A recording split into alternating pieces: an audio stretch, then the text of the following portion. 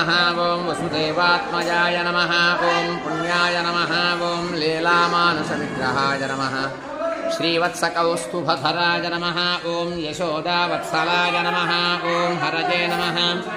ॐ चतुर्भुजात्तचक्रासिकदासारङ्गादियुधाय नमः ॐ देवकीनन्दनाय नमः ॐ श्रीशाय नमः ॐ नन्दगोपप्रियात्मजाय नमः ॐ यमुनावेगसंहारिणे नमः